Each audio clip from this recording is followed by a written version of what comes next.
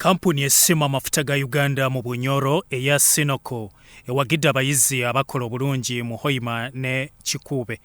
Ebataddemu ssente obukadde bw'ensimbi za Uganda 7,395 nga bwe babakubiriza okwongera okukuguka mu bibabangulwa okusinziira ku Zeng Defeng amyuka akulira Sinoko. Congratulations. We are proud of you. This is just the beginning. Keep working hard.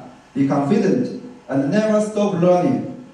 You are the future of Uganda. Now let's continue to work together to build a strong community and create more opportunity for our young people. Kobusinje Harriet atwala ebyenjigiriza e Hoima agamba waliwo ebikyabalema mu kutuukiriza obuweereza naddala entambula. So nikitulemesa kuhika amasomero mu bwire kuyamba abaana abakuba ino basigala mu somero nosanga ngo kibakusigala ne balugamu eto tukwa tugenzereyo regularly nosanga nikituyamba. So nikyo ngambira madisizi nkagano agazaire gani bakuba ino tuyamba na transport.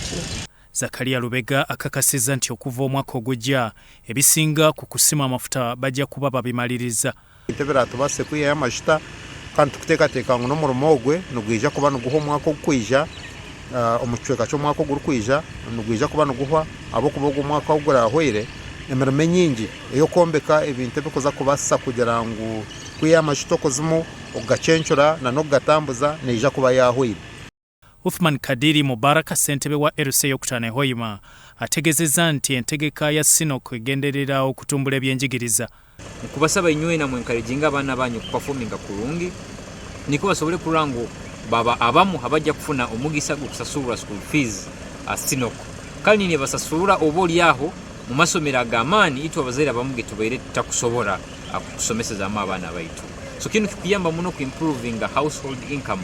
Abokuba omuzaire bakwiha akarayo kyoha bakwiha stress yukwikala notoza school fees y'omwana hano na hali. Kulwa Kikuube district emu kwesimwamu amafuta omumyuka wa ssentebe Opio Vincent agamba bakyalina okusoomooza mu byenjigiriza omuli n'abatambula engendo empanvu.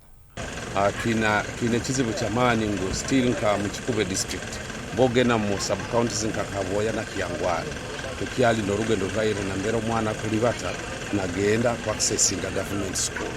For example omwana kuruga Wairagaza kugenda Mandwiga kuruga Mandwiga kuja ku accessing a government school kuli Wairagaza.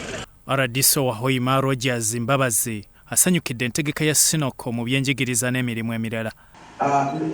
That memorandum of understanding, there has been a lot of developments. You can see how far we have gone as far as the pipeline is concerned. You can see the great work that CDP is doing under Sinok. Byayisingoma David, Sorot TV, Omunyo.